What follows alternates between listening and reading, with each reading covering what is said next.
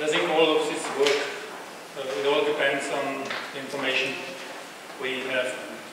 We also have to work on this basic level. So our next presentation is from Germany. Monitoring during life cycle of bridges to establish performance indicators by Peter Hart and Ralf Holst, presented by Ralf Holst. You know that Germany is one of the few countries where the maintenance budget has been increased. I think all the other countries went down. Okay. Thank you very much for a kind introduction. A warm welcome from my side and also from my colleague Peter Hart. Unfortunately, he's not be able to attend here because of other appointments. But this presentation is mostly based on his work in his section, because he is. We are also in the same department of bridges and structural technology at BAST. I'm in the section of maintenance of engineering structures and involved in bridge inspection and the normal visual bridge inspection. He's involved in our topic, smart bridges and sensing technologies.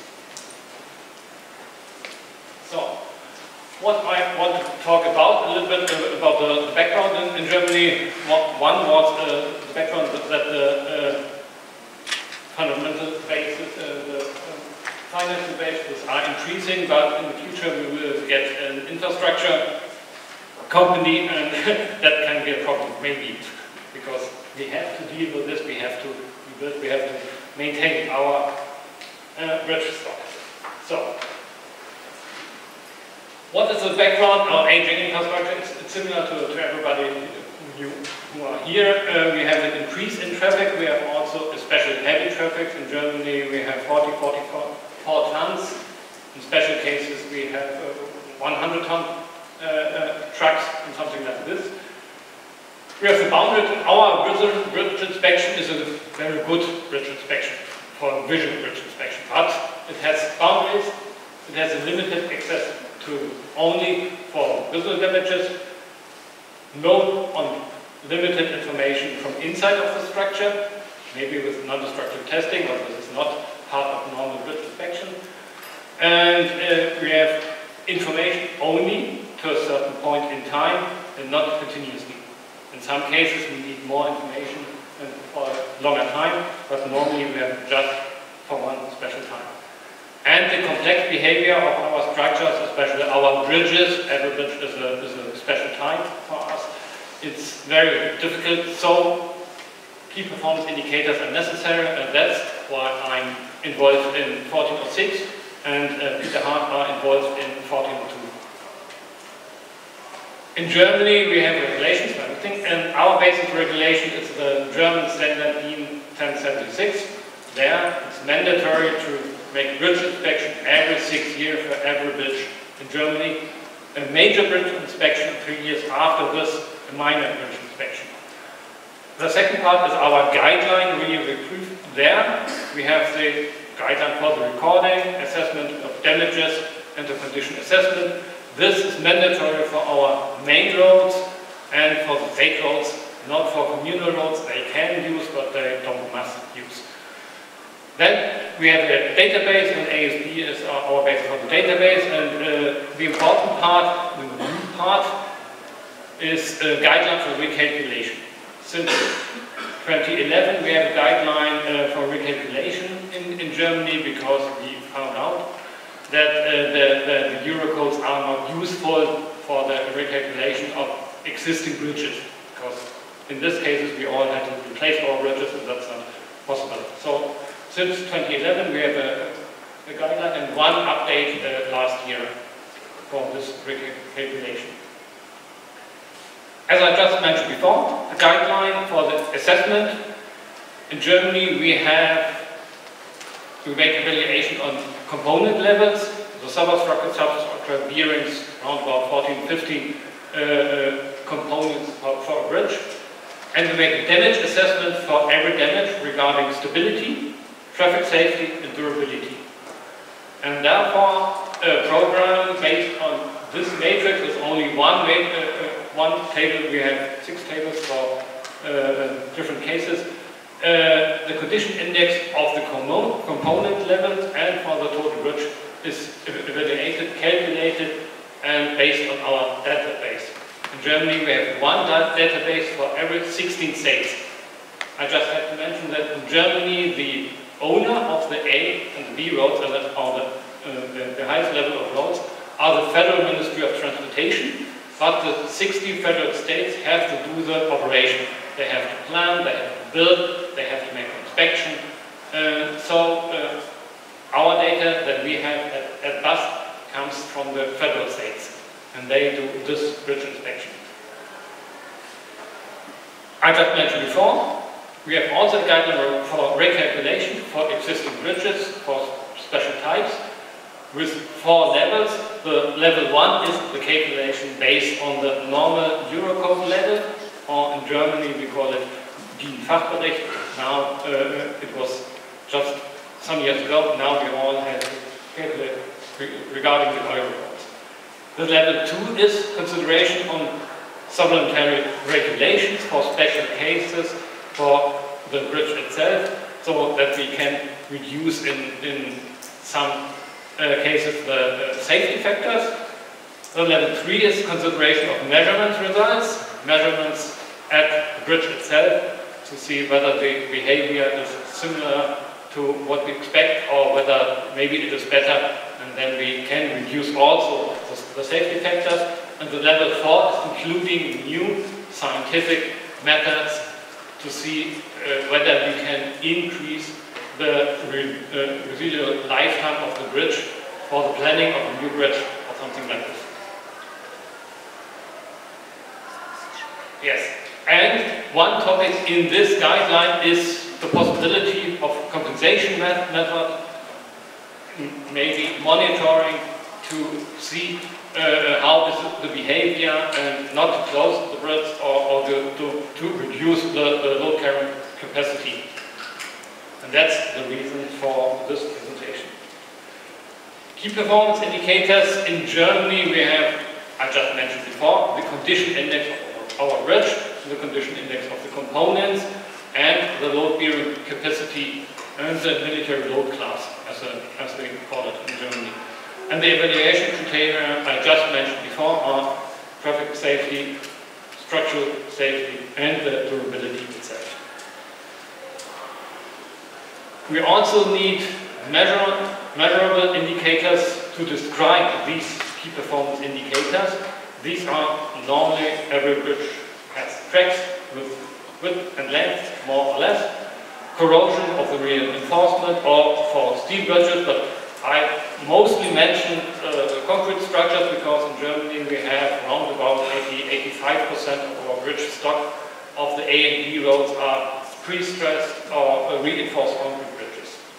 Also deformation are important to know and to see whether it can be a key performance indicator. The strength of the concrete, the strength of the reinforcement. Flakings are obvious a problem, and because we are at roads, chloride that is also a problem and not normally measured at our bridge inspection, our regular bridge inspection. So we need further information from more monitoring or something like this. Yes. The next slide, I want to mention methods how we can use in Germany, how we want it, and how we do use monitoring, maybe in this case for quality assurance and function checks. Calculation, the service life can be possible because only with a normal bridge inspection and this data from every 6 years or every 3 years, it's not possible and not very easy to calculate the service life. There we want to use monitoring, especially when we have a reduction of the load carrying capacity or other severe damages. We do permanent monitoring of critical areas, not for normal bridges, but when we have critical areas and we have to reduce, I just mentioned before, load carrying capacity. We make monitoring. We also make monitoring for inaccessible areas because there is no possibility made visual inspection, survey of the bridge reaction, how it reacts under loads, under temperature, and something like this. And also the assessment to evaluate the structural measures itself, whether when we stiffen or strengthen our bridge, how the reaction of the structure is. And the key performance indicators in this case is also our condition index and the load carrying capacity before and after the monitoring, before and after the structural measures.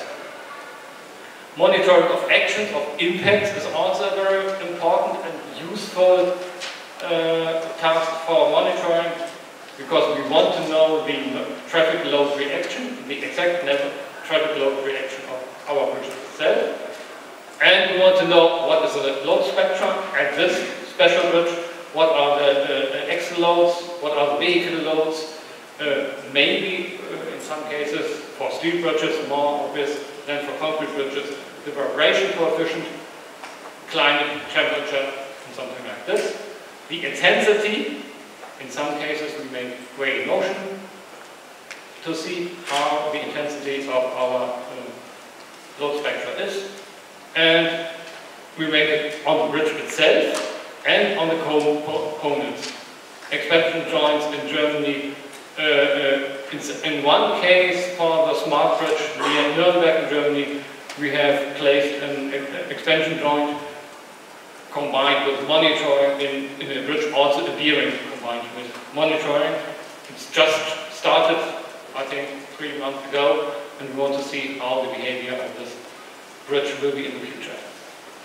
And permanent measurements of strains to make the influence line to see whether the behavior of the bridge is appropriate or not. And here are the key performance indicators, the deformation, the strength itself, and the cracks, how they and when they open and when they close. Monitoring of condition, deformation of the deck is obvious that we can and we do measure this deformation. The moisture penetration, because when the pavement or the ceiling layer is destroyed, we can see whether there is moisture inside the crack and the crack width itself, flaking with exposed reinforcement and reduced cross sections, the depth of the chloride increase, and also moisture penetration I just mentioned before. Here we use the KPIs also mentioned before, deformation of the cracks, the flaking, the chloride depths, and the change in deformations, e.g., for example, for the cross section itself. Yes, monitoring of safety-related system itself. We want to have an early warning function for this special topic to see whether changes we are not thought about. We want to set limit states, thresholds, to have a warning system to give a signal to a smartphone or something like this. We want to have a non-destructive online analysis to see what is the behavior, not at present, but over a certain period of time. And therefore we have two strategies. One is, just mentioned before, earlier this morning, two strategies, a predictive strategy to see and make an adaptive model of our system, and also on the other hand we define thresholds and to see whether our system reaches our thresholds or they don't reach this threshold. This is a continuous monitoring. And monitoring and also of safety-related system elements, the threshold values. That's very difficult to have the right connection between the zero state. Normally we have not the zero state because the beginning of the bridge we don't know normally, but 20, 30 years after this we have a problem at that bridge, and then we want to measure, and then it's not too easy to get to this zero state, and therefore to define the target value.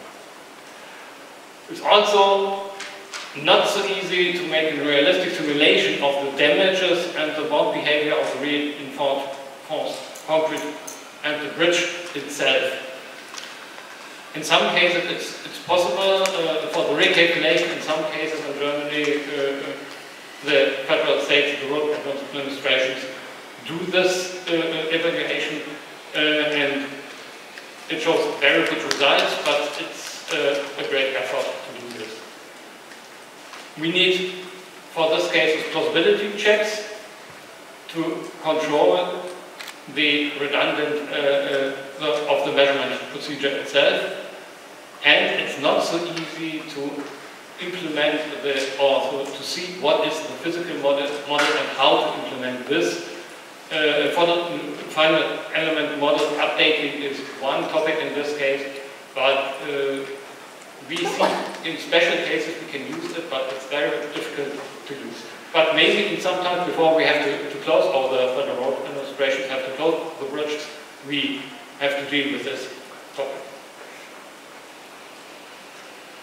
On the one hand, we have the physical models. On the other hand, also one part of the, I just mentioned before, the topic of research cluster smart bridge is non-physical models when we want to train our systems to see when there are differences in the behavior of our structure. This needs a lot of data and we need a lot of time for this training. In some cases it works well, in other cases it's not so good, so that it is also a topic for research, but it has a great possibility for the future, because in the aviation area or in the automotive area, this is normal that they use this kind of training and learning techniques. So we have to do it for our section also. And I just mentioned at slide 2 or 3, we also use monitoring as compensation measure according to NRR as our recalculation guideline. In Germany we have one special bridge near Cologne where we have to reduce the traffic, especially the heavy load traffic, because of the severe damages. And there also in this guideline we have the possibility to keep this bridge also under operation, but to reduce some loads and to see how the behavior is. But for this we need more detailed information from monitoring or non-destructive testing or something like this.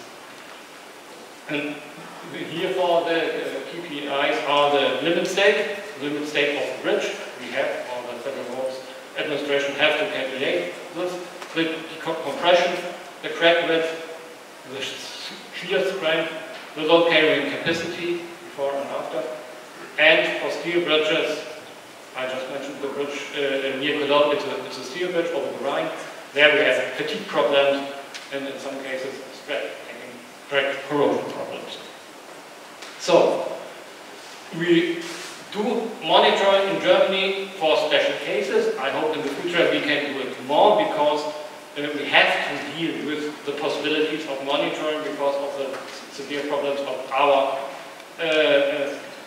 bridge stock in Germany. Therefore, we have this cluster smart bridges, and we have also Durabus. It's a testing field, Cologne, near the bus, where we also have an existing bridge instrumented with sensors, and we are now in the next month want to start this program and to see what different sensors we can use, because it's an existing bridge, but without the normal traffic, but it belongs to the normal bridge, the A3 near Cologne. That's what I was to show about our approach in this area. Further questions?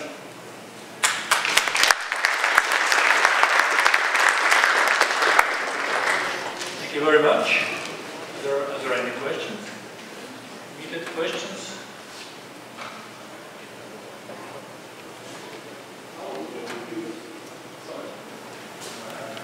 How often do you use this monitoring to enhance your assessment of bridges? Not very often in Germany. I think in Germany we have on the federal road around about 50,000 bridges, and I think we make monitoring on 100. I think those are... Is that 100 a year or 100 totally? Totally. Yeah. You have been doing on for some 10 years. I mean, how many bridges are the year that you start monitoring? Sorry? How many bridges do you start to monitor each year? Each year? Yes.